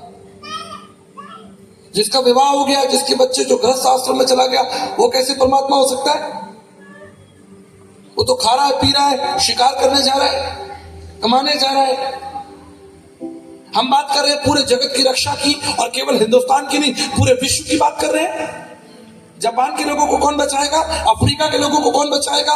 इंडोनेशिया के लोगों को कौन बचाएगा? चीन को कौन बचाएगा? और विश्व का उद्धार कौन करेगा? वो परमेश्वर जिस जगत में आएगा जो ब्रह्मनिष्ठम होगा, परमात्मा श्रोत्रियम होगा, ब्रह्मचारी जो विवाह नहीं करेगा, निष्पाप। पौर्णनीति 56 में लिखा है वो निष्पाप निष्कलंक होगा, वो कभी पाप नहीं करेगा, कभी शस्त्र नहीं उठाएगा। त्रिकाल यज्ञ, तीनों लोगों का स्वामी होगा। स्वर्ग उसका सिंहासन होगा, पृथ्वी उसके पांव की चौकी होगी। और आपको याद है जब प्रभु यीशु मसीह की लोथ, उसका शरीर कब्र में रखा गया, तो उसका आत्मा कहां गया? अधोलोक में जाकर कैदी आत्माओं को, त्रिकाल यज्ञ, तीनों लोगों का स्वामी, स्वर्ग, पृथ्वी और अधोलोक, तीनों लोगों का स्वामी। त्रिकाल यज्ञ, शरण स्थल। विवेक चूड़ामणि कहता है हर जाति और भाषा के लोग उसकी शरण में जाएंगे। हर जाति और भाषा, शरण स्थल, दुनिया के तमाम लोग उसमें शरण लेंगे। पिछले दिनों में जब अमेरिका में था, कोलोराडो स्प्रिंग्स नामक स्टेट में एक बड़ी सभा चल रही थी, लगभग 20,000 लोग थे। बड़ा अद्भुत था जब क्वायर डायरेक्टर ने कहा कि हम सभी लोग अपनी अपनी भाषा में गीत गाएंगे। आई सरेंडर, और यीशु मसीह को मैं सब कुछ देता, यीशु को मैं सब कुछ देता। 20,000 लोग जो पूरी दुनिया से आए थे, अपनी अपनी भाषा में गीत गा रहे थे, यीशु को मैं सब कुछ देता। अद्भुत नजारा था। दुनिया की सारी जाति और भाषाओं को बोलने वाले लोग, राजस्थान के लोग, तमिल के लोग, कन्नड़, उड़िया, पूरे विश्व के, पंजाब के लोग, सारी दुनिया के लिए वो शरण स्थल होगा। सारी दुनिया के लोग उसके पास शरण लेंगे। शरण स्थल, पाप अनुदम, वो पापों को हर लेगा, पापों को नाश करेगा। वो तुम्हारी गर्दन नहीं काटेगा, तुम्हें मारेगा नहीं, लेकिन तुम्हें क्षमा कर देगा। हालेलुया। वो तुम्हारे पापों को क्षमा करेगा। जो कोई उसकी शरण में जाएगा, उसके पाप क्षमा हो जाएंगे। वचन कहता है, बाइबल कहती है, धनवान लोग, बेईमान लोग, गलत काम करने वाले लोग उसकी शरण में आए और उनका जीवन बदल गया। वो डाकू जो प्रभु यीशु मसीह के साथ क्रूस पर चढ़ाया गया था, उसने एक छोटी सी प्रार्थना की, छोटा सा विश्वास कि प्रभु तेरे राज्य में मेरी सुधि लेना। प्रभु ने कहा आज ही तू मेरे साथ स्वर्ग में होगा। हालेलुया। तेरे पाप क्षमा हो गए, तेरा धर्म क्षमा हो गया और आज ही तू मेरे साथ स्वर्ग में होगा। आगे एक वचन कहता है, प्रजापति यज्ञ और बलिदान किए दे, तत्रम परमात्रम पुण्यदान बलियागरम सर्व पाप परिहरो रक्त प्रक्षणम आवश्यम। समस्त मानव जाति के लिए जो अपना रक्त बहाएगा वो हमारा प्रभु, हमारा परमेश्वर होगा। नाय मातना प्रवचने लभ्यो मेघ ना बहुना शुदेन, ये ज्ञान की बातों से नहीं होगा, ना योगिन संख्यन कर्मणानो ना विधाया ब्रह्मकथ मोक्ष विद्यते सिद्धाय नहीं था। ये तुम्हारे ज्ञान से, तुम्हारे योगा करने से नहीं होगा, तुम्हारी माला फेरने से नहीं होगा, पुस्तकों को पढ़ने से नहीं होगा, ना योगिन संख्यन कर्मणानो ना विधाया, ना तुम्हारी विद्या से होगा, ये होगा उसकी दया के द्वारा। इसलिए यीशु मसीह ने कहा माई grace is sufficient for you, मेरा अनुग्रह तुम्हारे लिए काफी है, जो तुम्हारे सब पापों को, तुम्हारे सब अधर्म को धो देता है। हो सकता है ये सिद्धांत आपको बहुत बड़े लग रहे हो, मैं आपको एक छोटी सी घटना सुनाता हूं तो आप सारे सिद्धांतों को बहुत आसानी से समझ जाएंगे। मेरी उम्र 8 या 9 साल थी। मैं अपने एक मित्र से खिलौना मांग लाया और मैंने उससे वायदा किया कि मैं ये खिलौना आपको कल वापस कर दूंगा। ये एक छोटी गाड़ी थी, कार थी, टॉय था, और मैं स्कूल से वो खिलौना घर लेकर आ गया और मैं खेल रहा था और बड़ा दुर्भाग्य था कि वो खिलौना जो है, कार जो है, वो सीढ़ियों पर से गिर गई और उसके 2 टुकड़े हो गए। अब मैं उस टूटे हुए खिलौने को देख के डर गया कि अरे भाई ये तो टूट गया, अब मैं अपने मित्र को कल कैसे वापस करूंगा? मेरा मित्र तो मुझे पकड़ेगा। तो मैं छुप गया, एक कोने में जाकर बैठ गया। दोपहर से शाम हो गई, रात लगभग 8:30 पौने 9 बजे मेरे पिताजी अपने ऑफिस से आए। वो बहुत थके हुए थे। उन्होंने मेरी माँ से कहा कि मुझे भोजन दे दो। मेरी माँ ने उनके सामने भोजन रख दिया। तभी उनकी दृष्टि, उनकी नजर मेरे ऊपर पड़ी। उन्होंने देखा कि मैं कोने में उदास और चुपचाप बैठा हूं। वो अपना भोजन छोड़कर मेरे पास में आए और मेरे सर पर हाथ रखा और मुझसे पूछा क्या हुआ। मेरा हृदय टूटा था, मेरी आंखों में आंसू थे और मैंने वो टूटी हुई कार अपने पिताजी को दे दी और मैंने पिताजी को सब सच बता दिया। मेरे पिताजी ने कहा चलो ठीक है, तुम तैयार हो जाओ, हम बाजार जाएंगे। उन्होंने अपनी साइकिल पर मुझे बैठाया और मुझे बाजार ले गए। अपना भोजन वहीं छोड़ दिया। वो लेट नहीं होना चाहते थे क्योंकि 9 बजे बाजार बंद होने वाला था। उस टूटे हुए खिलौने को उन्होंने एक दुकानदार को दिखाया और कहा कि आपके पास ऐसा कोई खिलौना है? दुकानदार ने कहा कि हाँ, मेरे पास बिल्कुल ऐसा ही खिलौना है। मेरे पिताजी ने कहा कि एक काम करो, ऐसे 2 खिलौने दे दो। मैंने अपने पिताजी की तरफ देखा, मैं बोला अरे भाई हमको तो एक ही खिलौना चाहिए अपने दोस्त को वापस करने के लिए। लेकिन मेरे पिताजी ठीक थे, he was right। एक खिलौना मेरी कर्जे के लिए और एक खिलौना मेरे आनंद के लिए। परमेश्वर ने केवल आपके अधर्मों को क्षमा नहीं किया है, लेकिन आपके हृदय में अपने आनंद को भी उड़ेला है। उसने कहा कि मैं अपना आनंद, अपनी शांति तुम्हें देता हूं। I give you my joy and my peace which this world can not give you. ये संसार तुम्हें वो आनंद नहीं दे सकता। इसलिए वो यहोवा परमेश्वर विश्वास योग्य है, वो जीवित है और सर्व सामर्थ्य है। वो अपनी प्रतिज्ञा को पूरा करता है। आज जब मैं आपके जीवन को देख रहा हूं, मैं एक बात आपको बताना चाहता हूं। आप में से बहुत सारे लोग टूटे हैं, अंदर से कमजोर हैं, निराश हैं, ब्रोकन हैं। आप में से बहुत सारे लोग हैं जो तकलीफों और चिंताओं में चल रहे हैं, निराशाओं में बंधे हुए हैं, उलझनों में बंधे हुए हैं, भविष्य की चिंताओं में बंधे हुए हैं, मेरे प्रियो, मैं आपको बताना चाहता हूं, यदि वो परमेश्वर स्वर्ग की महिमा को छोड़ सकता है तो आपके लिए कुछ भी कर सकता है। उसने कहा कि मैंने अपने निज पुत्र को तुम्हारे लिए नहीं छोड़ दिया, तो बताओ मैं तुम्हारे लिए क्या छोड़ूं। वो आपके लिए सब कुछ करने को तैयार है।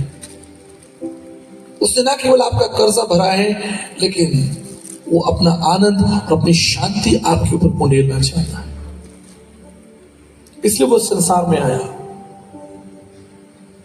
भविष्य महापुराण भरतखंड प्रतिसर वर्ग लिखा है, स्वयत्वस्कत्रम ईश पुत्रम क्वारी गर्भ संभवम ईसा मसीह इतिचमम नाम प्रतिष्ठम। वो परमेश्वर जो निष्कलंक है, जिसने पाप नहीं किया, जिसके हाथ में कोई शस्त्र नहीं है मारने के लिए, कोई तलवार नहीं है, ईश पुत्रम, वो परमेश्वर का पुत्र, क्वारी गर्भ संभवम, जिसका जन्म क्वारी कन्या से हुआ है, उसका नाम ईसा मसीह प्रतिष्ठित किया गया है और आप उस पर विश्वास कर सकते हैं। बाइबल बताती है, यूहन्ना उसके 3 अध्याय 4 अध्याय के अनुसार एक स्त्री कुएं पर आई, टूटी हुई थी, उसका कोई नहीं था। He was completely broken and rejected.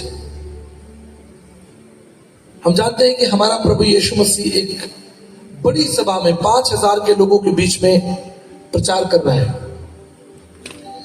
पूरा गांव, पूरा शहर यीशु मसीह को सुनने के लिए आ रहा है, लेकिन वचन बताता है उसे उस स्त्री का भी ध्यान है जो कुएं पर पानी भरने के लिए आ रही है। वो किसी सभा में नहीं जा रही है, वो किसी सभा में जाना नहीं चाहती, वो समाज से और दुनिया से डरती है, अकेली है। वो उन सभाओं में नहीं जाना चाहती जहां पर प्रभु यीशु मसीह पहाड़ पर बैठकर हजारों लोगों को परमेश्वर का वचन दे रहे हैं। वो डरती है, वो शर्माती है, वो झिझकती है। लेकिन आप जानते हैं, यदि वो यीशु के पास नहीं जा सकती, कोई बात नहीं, यीशु खुद चलकर उसके पास आने के लिए तैयार है। That's a mystery, that's the secret. दुनिया में बड़े बड़े ज्ञानवान लोग हैं। ये मेरा सौभाग्य रहा, दुनिया के बड़े बड़े अधिकारियों और दुनिया के बड़े बड़े डॉक्टर्स, इंजीनियर्स, उनके साथ में बैठता हूं, उनके संग खाना खाता हूं। America, Japan, Korea, England, Canada, Europe, पूरे विश्व के बड़े बड़े विद्वान लोग जिनके साथ में बैठकर खाना खाता हूं। लेकिन दूसरी ओर मैं क्या देखता हूं, वचन कहता है कि कमजोर और गरीब और कुचले हुए लोगों में भी वो रुचि रखता है। हालेलुया। उन्हें भूलता नहीं, उन्हें त्यागता नहीं। ऐसा परमेश्वर जो आपकी परिस्थितियों को जानता है, ऐसा परमेश्वर जो आपके जीवन की चिंता करता है, एक ऐसा परमेश्वर जिसके पास आपके लिए भविष्य योजनाएं हैं। उसने कहा तुम अपना सारा बोझ मुझ पर डाल दो। All your burden, you give all your burden to me, and I will take care of you. मैं ट्रेन में यात्रा कर रहा था, एक माँ एक बच्चे को लेकर यात्रा कर रही थी। वो जब बीमार था, आसपास बहुत सारे लोग बैठे थे। आप जानते हैं, ट्रेन में जब लोग लंबी यात्रा करते हैं, कोई राजनीति की बात कर रहा है, कोई मौसम की बात कर रहा है, कोई धार्मिक चर्चा कर रहा है। ट्रेन चल रही है, लोग बातें कर रहे हैं, तभी अचानक उस बच्चे ने वॉमिट किया। सारे लोग खड़े हो गए, इधर उधर भाग गए, दे लेफ्ट। लेकिन मां नहीं गई। मां ने अपनी चुन्नी ली, अपना दुपट्टा लिया, उस गंदगी को समेटा, उस स्थान को साफ किया और लोगों से कहा कि आप आकर बैठिए, मैंने इस स्थान को साफ कर दिया है। That is secret. लोग आपको ज्ञान देंगे, चर्चा करेंगे, सामाजिक चर्चा करेंगे, राजनीतिक चर्चा करेंगे, व्यवहारिक चर्चा करेंगे, आपको झूठी आशा देंगे। लेकिन कोई है जो आगे बढ़कर उस गंदगी को उठाकर आपको फिर से पवित्र निर्मल करने के लिए तैयार है, जो दांत चुकाने के लिए तैयार है, उसका नाम यीशु मसीह है। मैं आपको एक सीक्रेट बताता हूं। मैंने दुनिया के तमाम संत महात्माओं पर अध्ययन किया, दुनिया के, केवल भारत नहीं, दुनिया के। लेकिन गंदगी कोई नहीं उठाएगा, तुम्हारा अधर्म कोई नहीं उठाएगा। यीशु मसीह ने कहा तुम अपना अधर्म, अपना बोझ मुझ पर डाल दो, क्योंकि मुझे तुम्हारा ध्यान है। हालेलुया। उसने वो दाम चुकाने के लिए, वो कीमत देने के लिए तैयार है। He is ready to pay the penalty with the mess you have done। जो गलतियां तुमने की है, गलती मैंने की थी, खिलौना मैंने तोड़ा था, लेकिन दाम चुकाया मेरे पिता ने। क्यों? क्योंकि वो मेरे जनक है, मेरे पिता है। आज यही संदेश है, आज यही संदेश है। इस जीवन के लिए हमें जगत की नहीं, इस जीवन के लिए हमें उस परमात्मा की, उस ईश्वर की आवश्यकता है।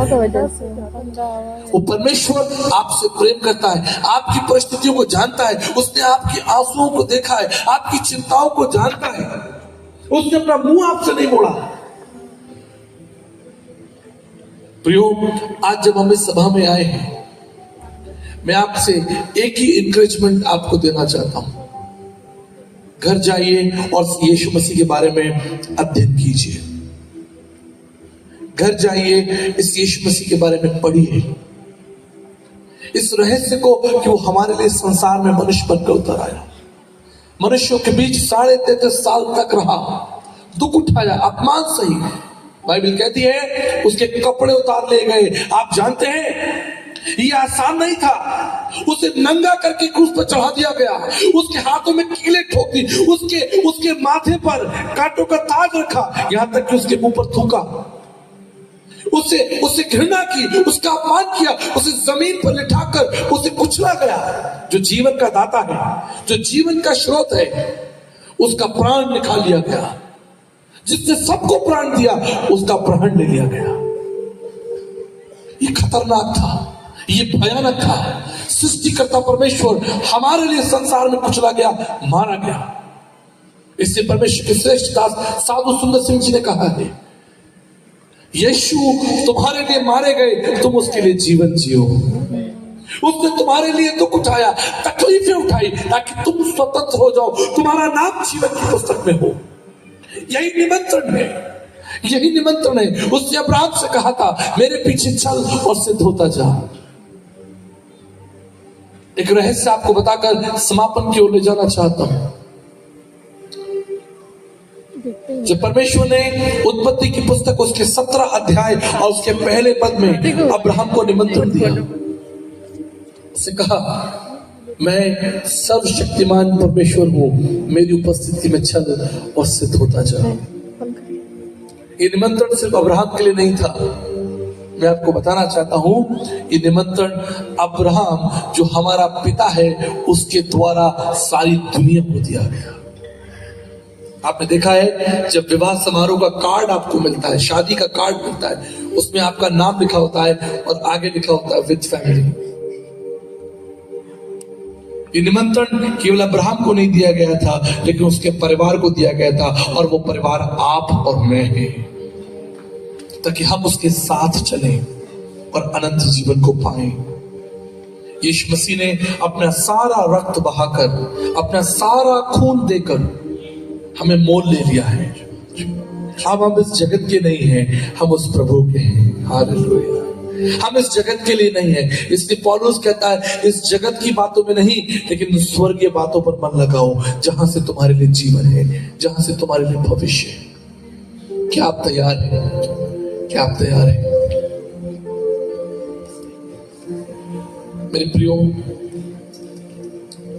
एक अंतिम घटना बताकर मैं आपके लिए प्रार्थना करूंगा। आइए अपने स्थानों पर खड़े हो जाइए। यीशु मसीह जो जीवन की सामर्थ्य है,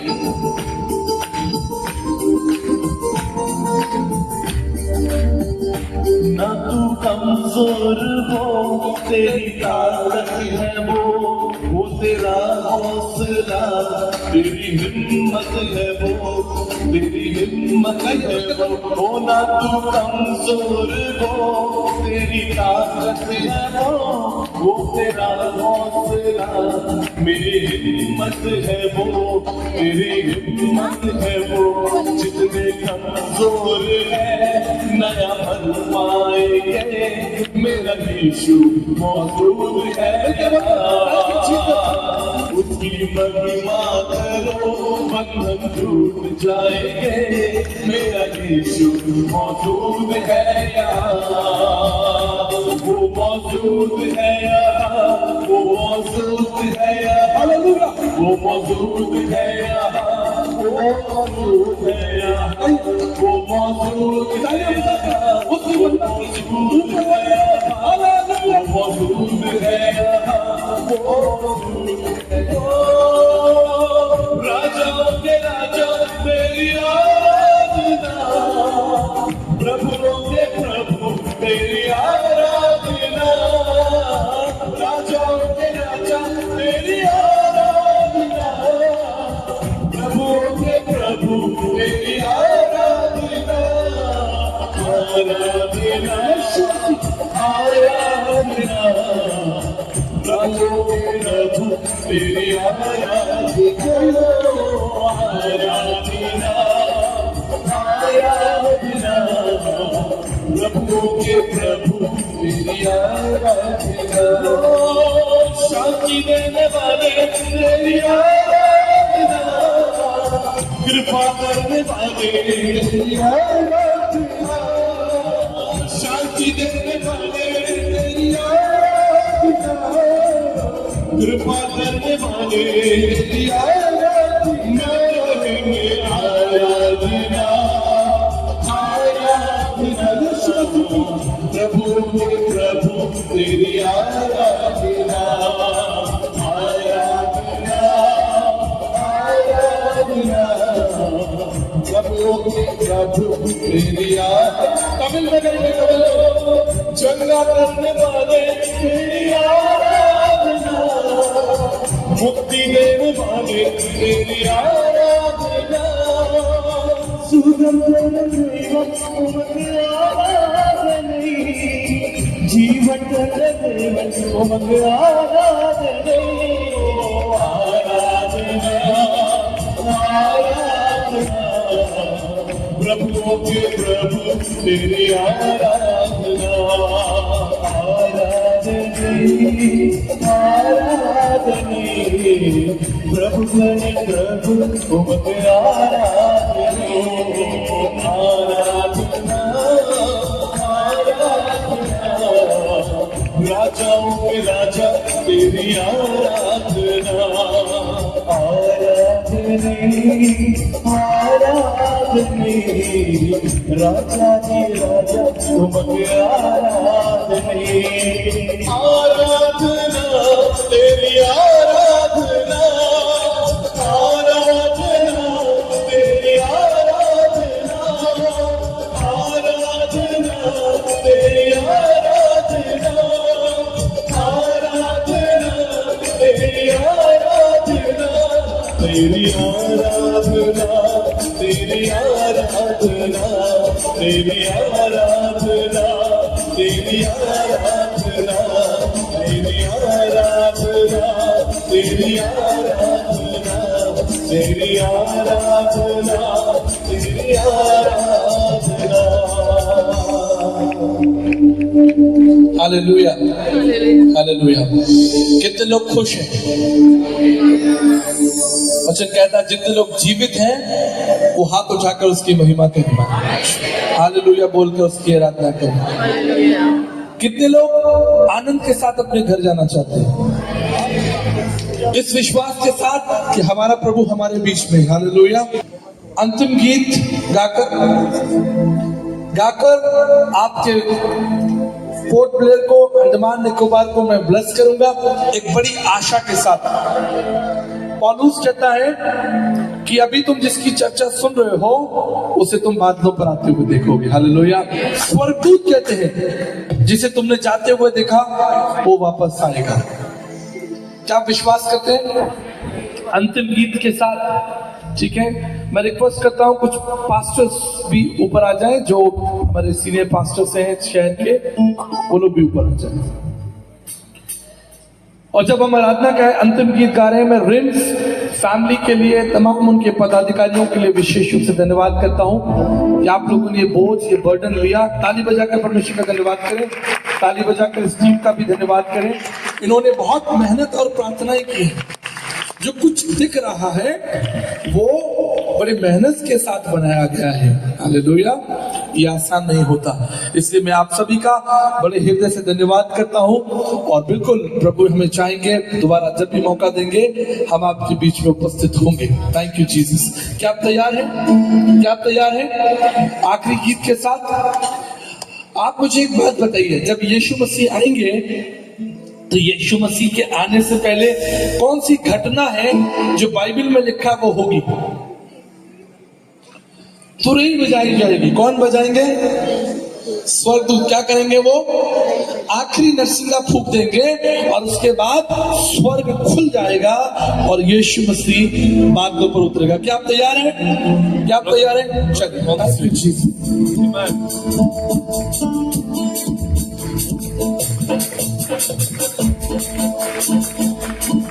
Glory honor to God.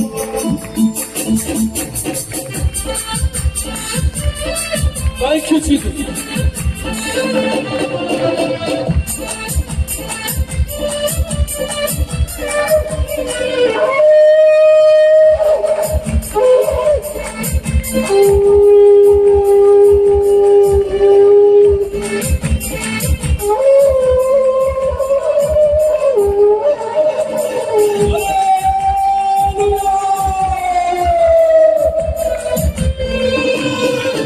नरसिंगा फूंका जाने वाला है, तेरा मेरा सबका यीशु आने वाला है।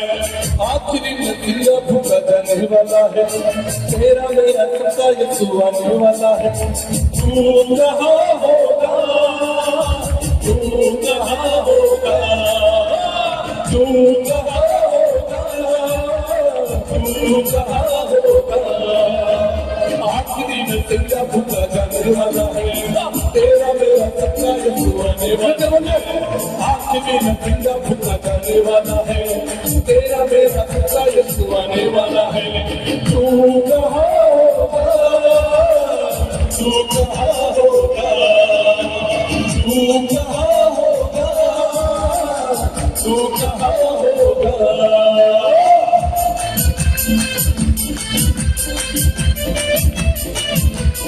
तेरी दौलत तेरी शोहरत काम ना आएगी। सुनिए, तेरी दौलत तेरी शोहरत काम ना आएगी, ये सब चीजें प्यारे तेरे साथ न जाएंगी। तेरी दौलत तेरी शोहरत काम ना आएगी, ये सब चीजें प्यारे तेरे साथ न जाएगी। दुनिया में तू तन्हा ही रह जाने वाला है, दुनिया में तू तन्हा ही रह जाने वाला है। तेरा मेरा सबका यीशु आने वाला है, तेरा मेरा सबका यीशु आने वाला है। तू कहाँ होगा? तू कहाँ होगा? हालेलुया। तू कहाँ होगा? तू कहाँ होगा? आखिरी नरसिंगा फूंका जाने वाला है, तेरा मेरा सबका यीशु आने वाला है। आखिरी नरसिंगा फूंका जाने वाला है, तेरा मेरा सबका यीशु आने वाला है। तू कहाँ होगा? तू कहाँ होगा? जो जिंदा है बदल जाएंगे, पल भर में ये देखो सब कुछ होने वाला है। पल भर में ये देखो सब कुछ होने वाला है। तेरा मेरा सबका यीशु आने वाला है, तेरा मेरा सबका यीशु आने वाला है। तू कहाँ होगा? तू कहाँ होगा? हालेलुया। तू कहाँ होगा? तू कहाँ होगा? जय मसीह की, जय मसीह की, बोलो सारे जय मसीह की। जय मसीह की, जय मसीह की, बोलो सारे जय मसीह की। जय मसीह की, जय मसीह की, बोलो सारे जय। हो यीशु तेरा नाम सब शक्तिमान, तू राजा का राजा है मेरी शान। यीशु तेरा नाम सब शक्तिमान, तू राजा का राजा है मेरी शान। जय मसीह की, जय मसीह की, जय मसीह की, बोलो सारे जय मसीह की। जय मसीह की, जय मसीह की, बोलो सारे जय मसीह की। जय मसीह की जय मसीह की बोलो सारे जय मसीह की जय मसीह की जय मसीह की बोलो सारे जय मसीह की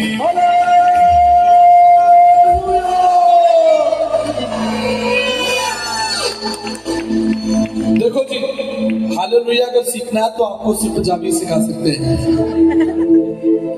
हालेलुया हालेलुया कहिए साडे लगदे नहीं रुपये हालेलुया हालेलुया कहिए साडे लगदे नहीं रुपये पैसे नहीं लगते हालेलुया बोलने के पैसे लगते हैं क्या फ्री है बोलिए स्वर्ग तक जाएगा हालेलुया हालेलुया कहिए साडे लगदे नहीं रुपये हालेलुया हालेलुया कहिए साडे लगदे नहीं रुपये हालेलुया हालेलुया कहिए साडे लगदे नहीं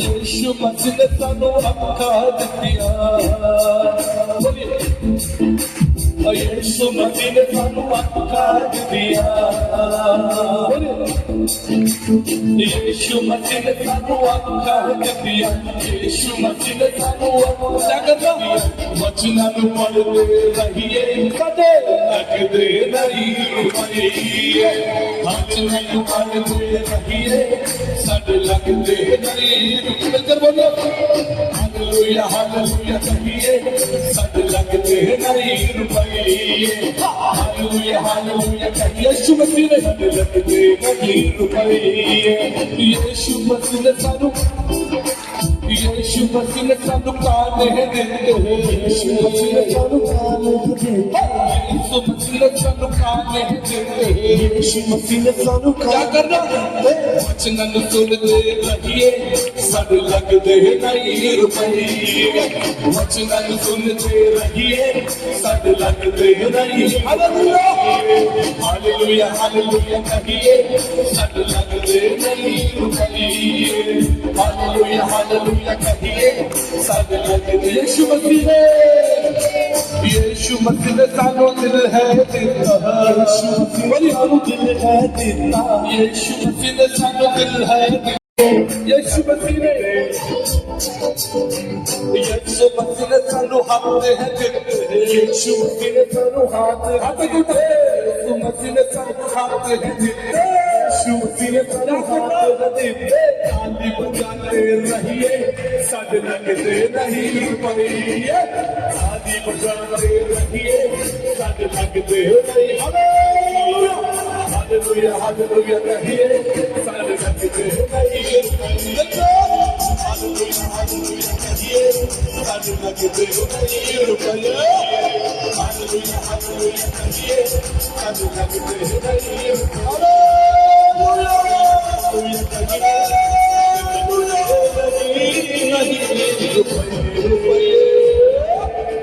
यीशु मसीह की hallelujah thank you so much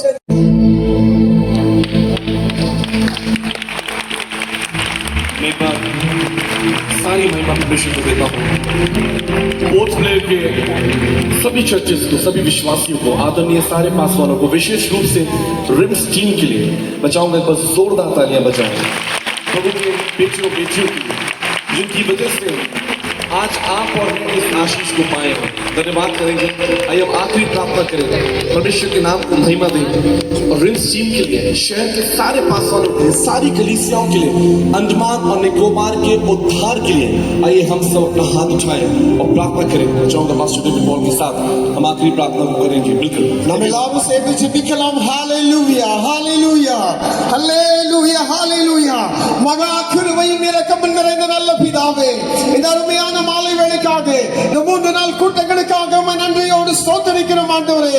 இந்த போர்ட்லேண்ட் பட்டணத்திலே இவ்விதமான மகிமையான கூட்டத்தை அமைக்கும்படியாக தேவரீர் செய்ததான கிருபைக்காக இரக்கத்திற்காக நன்றியோடு ஸ்தோத்திரிக்கிறோம் ஆண்டவரே. நீர் கொண்டு வந்ததான அருமையான தாசர்களுக்காக இந்த குழுவுக்காகவே நன்றியோடு ஸ்தோத்திரிக்கிறோம். ரிம்ஸ் டீமை ஆண்டவரே நீர் அபிஷேகித்து பயன்படுத்தின கிருபைக்காக நன்றியோடு ஸ்தோத்திரிக்கிறோம். திரளாய் கொண்டு வந்திருக்கிறதான ஒவ்வொரு மக்களுக்காய் ஜெபிக்கிறோம் ஆண்டவரே. ஒவ்வொருவரை தேவரீர் ஆசீர்வதிப்பீராக. ஒவ்வொரு குடும்பங்களை கர்த்தர் ஆசீர்வதிப்பீராக. ஆசீர்வதிப்பீராக, பலப்படுத்துவீராக. ஆண்டவரே, நீங்க போதிக்கப்பட்டதான சத்தியங்களிலே உறுதியாக இருக்க, வேதத்தை வாசிக்க, தியானிக்க, உம்மோடு கூட நடக்க, தேவரே நீர் வரும் பொழுது எல்லாருமாய் தேவ சமூகத்திலே காணப்படத்தக்கதாக ஒவ்வொருவரையும் தேவரை பலப்படுத்துவீராக. இந்த கூட்டங்களை இவ்வளவு நேர்த்தியாய் ஒழுங்கு செய்ததாலே இந்த குழுவினருக்காக, ரிம்ஸ் டீமுக்காக விசேஷமாய் ஜெபிக்கிறோம்.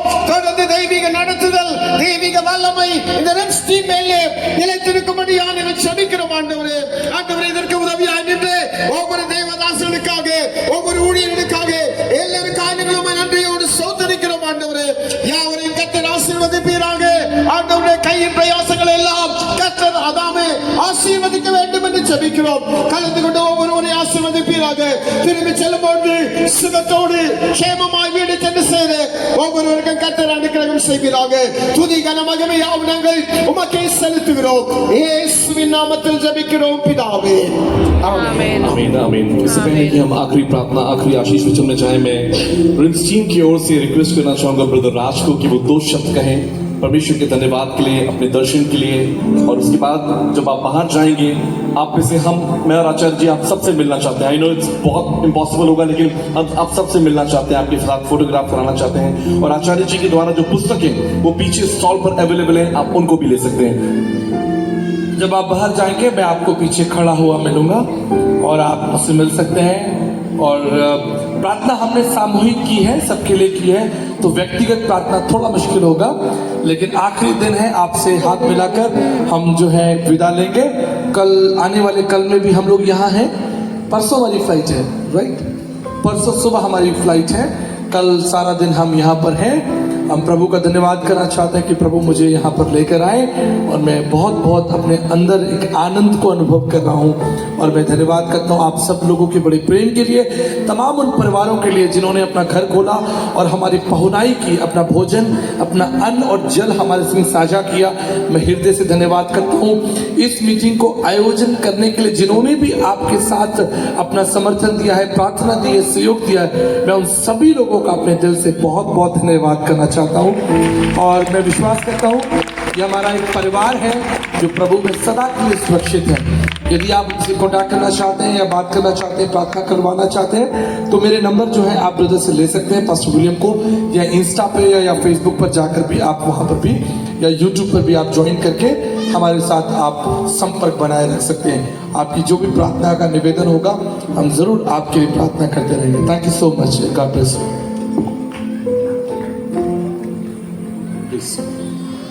सारी आदर और महिमा परमेश्वर की हो। यहाँ पे जितने भी जन आए हैं, हम सभी को रिम्स के तरफ से शुक्रिया अदा करते हैं। ये जो मीटिंग है, इसके लिए हम लोग जो प्रयास करें, करीब 10 साल से मेरा जो एक मन्नत मांगा था मैं परमेश्वर से कि मेरे को एक कन्वेंशन चलाना है। लेकिन मैं सोच रहा था कि कन्वेंशन कोई सिंपल चीज़ है, ऐसा होगा तो कुछ भी कर सकते हैं, लेकिन ऐसा नहीं होता है। मैं ऑलरेडी 2 कन्वेंशन जो था, मैं ऑलरेडी सब कुछ रेडी करके, बैनर, पोस्टर सब कुछ करके, वो दोनों कन्वेंशन जो है ना मेरा कैंसिल हो गया। एक तो कोरोना का वजह से, दूसरा कुछ रीज़न से मैं बोल नहीं सकता। तो मैं जब तीसरा बार ये कन्वेंशन के लिए मैंने जब प्रेयर में बैठा था, मेरे को मेरा सिस्टर है दीदी, मेरी सिस्टर, उन्होंने बोला कि भाई कन्वेंशन चलाना इतना कोई आसान चीज़ नहीं है। हम बोला क्यों नहीं हो पाएगा, मैं तो फंडिंग कर रहा हूँ, तो क्यों नहीं हो पाएगा कन्वेंशन? तो लोग बोले कि इसके लिए प्रेयर का जरूरत है। तो हम बोला प्रेयर का जरूरत है। मैं प्रेयर का अहमियत उतना नहीं समझता था जितना मैंने इस कन्वेंशन से देखा है। हम इसके लिए एक साल हम इसके लिए हर दिन प्रेयर करते थे। मेरा रिम्स आप सब जानते होंगे, जंगलीगढ़ में हमारा एक शोरूम है यूज्ड कार का, तो वहीं पे हम डेली 7 बजे ऑफिस बंद करते थे, रात को 11, 10:30, 11, कोई टाइम नहीं रहता था कि हम इतना बजे क्लोज करेंगे। तो परमेश्वर का इच्छा था, कभी 9 बजे, कभी 10, कभी 11, कभी 11:30 बजे तक सिस्टर का साथ में हम लोग हर दिन प्रेयर करते थे इस मीटिंग के लिए, कन्वेंशन के लिए। तो परमेश्वर को हम लोग पूछे, भगवान हम किसको लाए? अभी हम मेरे को बोलने से हम तो सबसे फेमस जो है मैं तो उसी को देखूंगा, लेकिन परमेश्वर आपकी इच्छा क्या है? किसको मैं यहाँ पे कन्वेंशन के लिए लाऊं? कौन सा फास्टर का लाऊं? आप मुझसे बात करिए।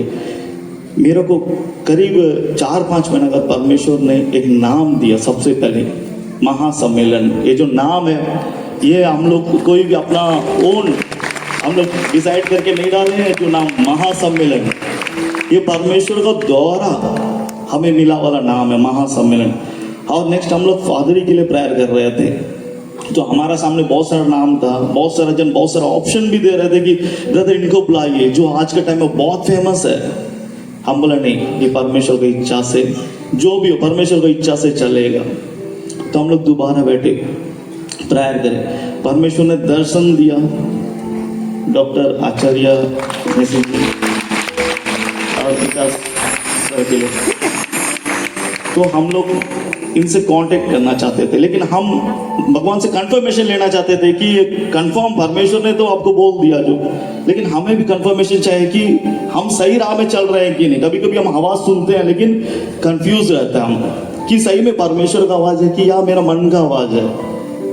तो हम लोग दोबारा प्रेयर में बैठे, हम लोग बोले कि खुद स्वयं आचार्य फास्टर जी हमें आगे से कांटेक्ट करें, तभी हम इस चीज़ को विश्वास करेंगे। तो जैसे हमने प्रार्थना किया, स्वयं उतना जल्दी मिलते नहीं हैं, बहुत सारा कंट्री में वो रहते हैं। लास्ट टाइम हम लोग जब वीडियो कॉल कर रहे थे वो व्हाइट हाउस में थे। आप लोगों को तो व्हाइट हाउस मालूम है, अमेरिका का प्राइम मिनिस्टर का घर है, हम तो न्यूज़ में सुने हैं प्रेसिडेंट का। तो वहाँ से हमें कॉल करे, तो उतना बिजी शेड्यूल में भी उन्होंने हमें परमेश्वर का द्वारा हमें कॉल किया। तो फिर हम इस चीज़ को कंफर्म करें। फिर मैंने अपना जो दर्शन है, मेरा जो ये मन्नत था, मैंने इनको, मेरे भाई लोग है, मेरा भाई विजय, इम्बा, येसुपादम और जो सब, तो मैंने इनको साझा किया था कि मेरा को इस तरह कन्वेंशन करना है।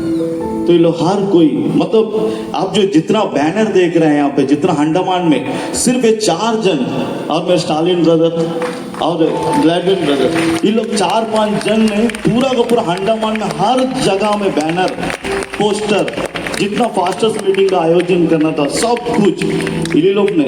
मैं सिर्फ प्रायर में था, मैं ज़्यादा कुछ नहीं किया, लेकिन इन लोग खुद बैनर लगे। हम एक भी आदमी सपोर्ट के लिए नहीं लिए, क्योंकि ये जो कुछ हुआ है परमेश्वर का इच्छा के अनुसार। लेकिन हमें जो जितना फास्टर्स लोग है यहाँ पे जो आए, हम लोग जब गए उनके पास इनविटेशन लगे, वो लोग बहुत नम्रता से हमें बोला कि ब्रदर आप जिन्हें बुला रहे हो तो आसानी से नहीं आएंगे, मुझे भी पता आसानी से नहीं आएंगे, तो परमेश्वर का इच्छा था क्यों आए। और लोग जब हम लोग पूछे थे कन्वेंशन 3 दिन के लिए, तो 3 दिन तो पॉसिबल नहीं है, क्योंकि संडे तो बिल्कुल पॉसिबल नहीं है उनके लिए, क्योंकि उन्हें अपना कलेशिया जाना है। इतना बड़ा फास्टर जी जो इंटरनेशनल स्पीकर है, उन्हें अपना कलेशिया जाना है। लेकिन हम कभी कभी घर पे रहते हैं, हम चर्च नहीं जाते अगर बारिश आ गया तो। लेकिन वो इतना दूर से नहीं, हम बोले कि फास्टर अंडमान में ऐसा है कि संडे ही जो है थोड़ा विश्वासी लोग आते हैं। बहुत रिक्वेस्ट करने के बाद उन्होंने संडे के लिए माना, नहीं तो 1 दिन 2 दिन से ऊपर कभी कन्वेंशन के लिए मानते नहीं है। आप लोग सब आए, आप लोग सब सपोर्ट करें। अगर भगवान की इच्छा हो, परमेश्वर की इच्छा हो, तो हम दोबारा कन्वेंशन के लिए जरूर ट्राई करेंगे। आप लोगों का सपोर्ट के लिए बहुत बहुत धन्यवाद। और मैं रिम्स टीम, और मैं बताना चाहता हूँ आप सब लोग ज्वाइन कीजिए इनके साथ में। जवान भाई हैं और तमाम पास्टर्स लीडर्स, आप लोग एक अच्छी यूनिटी बनाइए, एक अच्छा प्रेम बनाइए, ताकि भविष्य में भी और भी परमेश्वर के दास और वर्शिप लीडर्स आपके शहर में आते रहें। ये काम मिलकर ही संभव है, कोई व्यक्ति अकेला नहीं करता, कर भी नहीं सकता। लेकिन मैं धन्यवाद करता हूँ आपकी पूरी टीम ने और आपके म्यूजिशियंस, प्रेज द लॉर्ड, उनके लिए ताली बजाइए। इतने अच्छे म्यूजिशियंस यहाँ पर हैं, आप अगर वहाँ आ जाए जयपुर तो हम लोग पूरे हिंदुस्तान में घूमेंगे। ठीक है। और आपकी क्वायर के लिए भी मैं धन्यवाद करता हूँ, सारे अरेंजमेंट जो किए गए।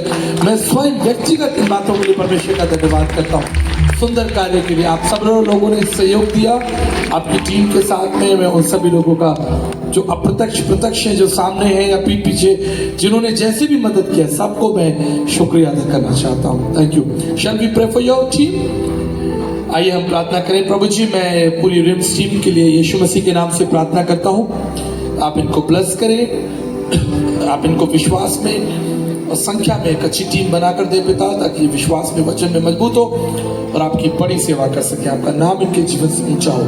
अच्छी सेहत, अच्छी तंदुरुस्ती, अच्छे प्रकाशन, अच्छे आनंद के साथ ही आपने बढ़ते जाए। एक अच्छे हृदय के लिए धन्यवाद करता हूँ और मैं ये भी प्रार्थना करता हूँ कि यहाँ से जो कुछ किया जाए वो पूरे अंडमान निकोबार में तमाम लोग जो अंधकार में बैठे हैं प्रभु, उन तक भी आपकी आवाज पहुंच जाए पिता। आप यहाँ पर अपने लिए सेवकों को, दास दासियों को खड़ा करें, सुसमाचार प्रचारकों को एक अच्छी टीम बनाकर दें प्रभु। धन्यवाद और विश्वास के साथ आपके प्रिय पुत्र यीशु मसीह के नाम से मांगते हैं, आमीन। आई एम आशीष वचन के साथ यहाँ से विदा होंगे। Okay, thank you. Is there any announcement, anything? Yes, एक लास्ट अनाउंसमेंट। आप सब जहां वहीं खड़ी रहेगा। इस मोमेंट को और मेमोरेबल बनाने के लिए हम लोग एक ग्रुप फोटो लेंगे। जो लोग ऊपर हैं वो वहीं खड़े रहे, सब लोग यहीं खड़े रहे, हम लोग यहाँ पर बैठेंगे और आप सबके साथ एक महासम्मेलन का महा फोटो लिया जाएगा। नहीं, हम लोग यहाँ पर रहेंगे, उल्टा बैठेंगे। நாம் கண்களை மூடி ஜெபிக்கலாம். 3 தினங்களும் பரிசுத்த ஆவியானவர் நம்முடைய கூட பேசியிருக்கிறார். கிறிஸ்துவுக்குள் நம்மை ஸ்திரப்படுத்தி இருக்கிறார். கர்த்தருக்காக வைராக்கியம் கொள்ளும்படி தாசர்களை மறித்து தேவன் பேசியிருக்கிறார். ஏசாயா 59:21 சொல்கிறது, உன் மேல் இருக்கிற ஆவியும் நான் உன் வாயிலுள்ள வார்த்தைகளும் இது முதல் என்றென்றைக்கும் உன் வாயிலிருந்தும் உன் சந்ததியின் வாயிலிருந்தும் உன் சந்ததியின் வாயிலிருந்து நீங்கிறது என்று கர்த்தர் சொல்கிறார். இது எனக்கு அவருடைய உடன்படிக்கை என்று தேவன் சொல்கிறார். பிரியமானவர்களே, சகரியா 4:5-6 சொல்கிறது, செருபாபேல் முன்பதாக பெரிய பர்வதமே நீ சமபூமி ஆவா என்ற வார்த்தையின்படி இந்த ரிம்ஸ் முன்பதாக பெரிய பர்வத சமபூமி ஆகும் என்பதில் எந்த ஒரு சந்தேகம் இல்லை. பலத்தினாலும் அல்ல, பராக்கிரமத்தினாலும் அல்ல, ஆகிய ஆகும் என்று சொன்ன வார்த்தையின்படி இந்த 3 நாள் கூட்டங்களை திருத்துவ தேவன் பிதா, குமாரன், பரிசுத்த ஆவியானவர் தலைமையெடுத்து கொடுத்தபடினால் கோடான கோடி சொந்தங்கள் சுவாமி. சபையிலே ஒரு நல்ல சபை குடும்பங்களாக எங்கள் ஒவ்வொருவருக்குள்ளும் சிறப்பட உமக்கு வைராக்கியம் கொள்ள ஆபிரகாமுக்கு சொன்ன வார்த்தை, ஆபிரகாமே நீ பயப்பட, நாம் கேடகமும் மகாபெரிய படனமாக வார்த்தைப்படி ஒவ்வொருவருக்கு கேடகமாக மகாபெரிய படனாக இருந்து உமக்காக வைராக்கியம் கொண்டு வாழ நீர் உதவி செய்யும். இந்த 3 நாள் கூட்டத்தில் வருகிற எல்லா கணத்தையும் மகிமையும் போடியும் சோத்திரங்களையும் வந்திருக்கிற அருமையான தேவதாசரோடும் ரிம்ஸ் டீமோடும் இணைந்து நாங்கள் மகிமையை செலுத்துகிறோம். நீர் மாத்திரம் மகிமைப்படுவீராக. இயேசு ராஜாவின் நாமத்தில் வேண்டுகிறோம் நல்ல பிதாவே, ஆமென். சேர்ந்து சொல்லுவோம், என் ஆத்துமாவே கர்த்தரை ஸ்தோத்திரி, என் முழு உள்ளமே பரிசுத்த நாமத்தை ஸ்தோத்திரி, என் ஆத்துமாவே கர்த்தரை ஸ்தோத்திரி, கர்த்தர் செய்த சகலபாலிலும் மறவாதே. ஆமென். ஆசீர்வாதம் நம்முடைய கர்த்தராகிய இயேசு கிறிஸ்துவின் கிருபையும் தேவனுடைய அன்பும் பரிசுத்தருடைய பாதுகாப்பும் பராமரிப்பும் வழிநடத்துதலும் இன்றும் என்றும் சதா காலமும் நம் அனைவரோடும் சேர்ந்தவர்களே 3 நாட்களில் கர்த்தர் வார்த்தை பகிர்ந்து கொண்ட தேவதாசுடைய என்னென்னைக்கும் தகப்பன் வழி நடத்துவாராக. ஆமென், ஆமென், ஆமென்.